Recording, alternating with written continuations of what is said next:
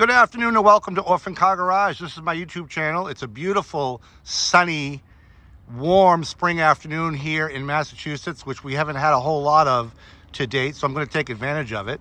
Show you this really cool Roadster. I'm located in Abington, like I said, and that's about 30 minutes south of Boston. If you guys have followed me for very long, I hope you have, and if you haven't, please subscribe below. I like things that are a little different, a little offbeat. Things that make people look twice, maybe wonder what it is.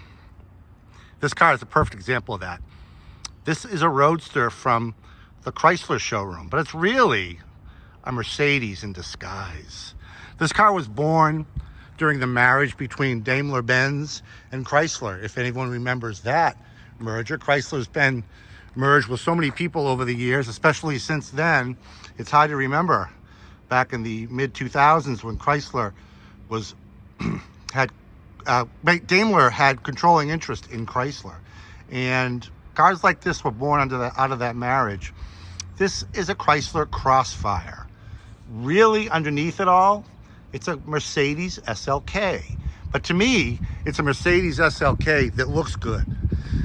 Everything underneath the sheet metal of this car is basically Mercedes-Benz, which made them difficult for the dealers to warm up to. These cars never really did that well in sales, and I swear a lot of it had to do with the apathy at the showrooms. The dealers just couldn't understand them. Chrysler dealers didn't know how to sell them. There's a lot of cars like that over the years that didn't sell well, and today get kind of a bum rap, undeservingly so.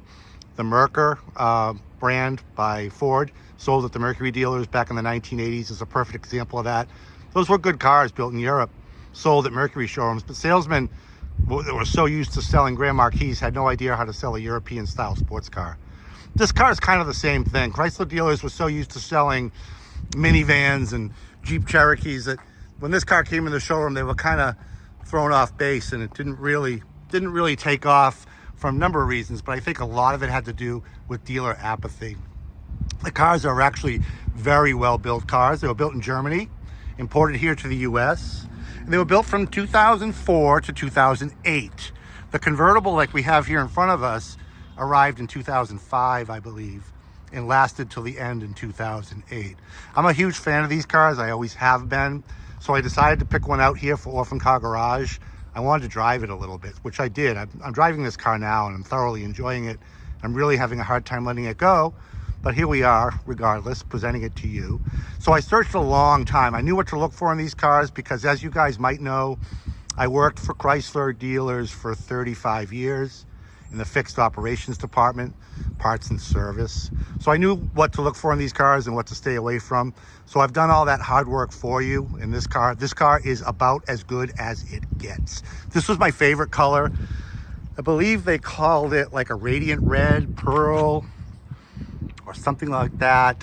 It's a beautiful color, one of my favorites on the Crossfire, and this particular car is about as perfect as it gets. It was so nice that when I got it, I had my reconditioning guys do a ceramic coat on it. So I spent the money to have this car professionally ceramic coated, and that was done just last fall before winter storage. So that's a fresh ceramic coating that's been registered on the Carfax. It was that good, it was worth doing it. This car appears brand new. And with just over 50,000 miles on the odometer and always having been dealer serviced, it shows that the owner before me, the one single owner this car had before me, really treated it well. A lot of times you'll find on these Crossfires, these headlights are all glazed over. Not so here. Beautiful, beautiful trim and lenses. No scuffs on that bottom air dam. Every wheel is as perfect as the wheel before it. This car is not a limited. Most of these cars were limited models with the leather interior and the different wheels. I purposely didn't want a limited. I wanted the SE. This is considered an SE, although it doesn't say SE anywhere on it, because I like these wheels. They're very similar to the wheels they use on the SRT6 version of this car, if you've ever seen one of those. It's actually a lesser model to the Limited, but I think it looks more expensive. The SE also comes with cloth interior over the leather interior that the Limited has. And being a convertible, I kind of wanted the cloth. there's not any flaws for me to point out on this car as I go around it. Cool dual exhaust there. These cars are all equipped, unless you get the SRT 6 model, which has the supercharged V6 from Daimler. This car has the standard 3.2 liter V6 that was very, very bulletproof for Mercedes-Benz. This car is equipped with a Mercedes 3.2 V6. Never have an issue with that engine. They're a tried and true engine. You can do your research on it. These cars are extremely reliable in that regard. Just impeccable. Really, I can't say enough about this car. Door panels are in impeccable shape. The original floor mats. Get in the car here. 50,518 original miles. I bought this car when it had just over 49,000 miles on it, I believe. And there you go too. Another rare feature in the Crossfire, and I purposely searched this car out for this transmission. It's got a 6-speed manual transmission. Very hard to find in the Crossfire. They're out there, but they didn't build too many of them. Most of them have the 4-speed automatic. The original radio is still in place, which is also unusual to find in these cars, and it works perfectly, as does the climate control and air conditioning and the power top. The car has a power convertible top, which operates flawlessly. There are a lot of little, let's say, nuances that these cars have in them now that they're getting older. Things like power tops that don't work, radios that don't work, air conditioning that doesn't work. You're not going to find any of those issues in this car whatsoever. I purposely sought this car out. There's your ceramic coat registration. I purposely sought this car out because I didn't want any issues.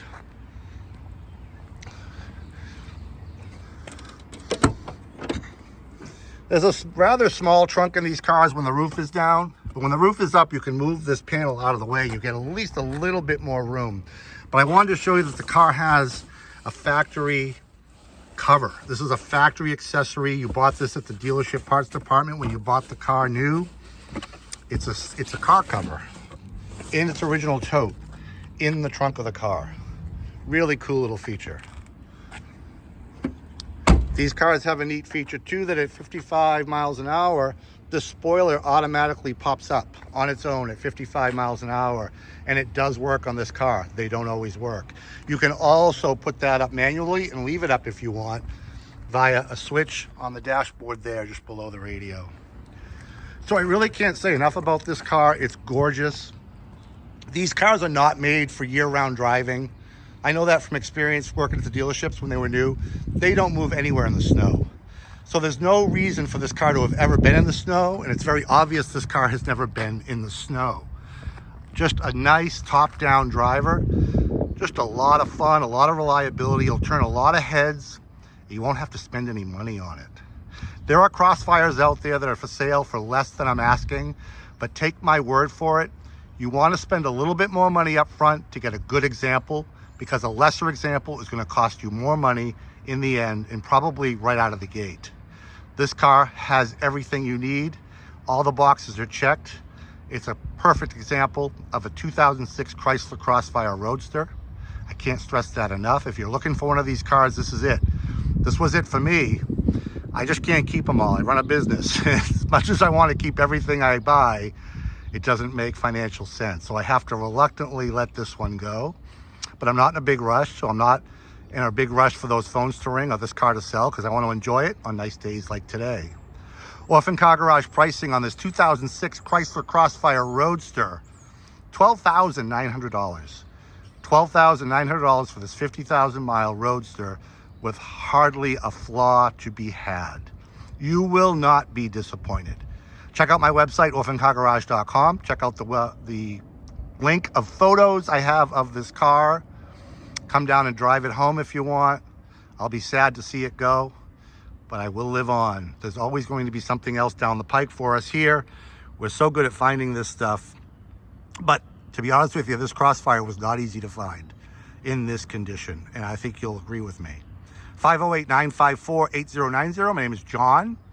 Check this car out on my website, like I said, orphancargarage.com. And of course, once again, Subscribe to me here on YouTube. Find us on Facebook too, because I always profile my new arrivals there as well. Thanks again. We'll see you down the road.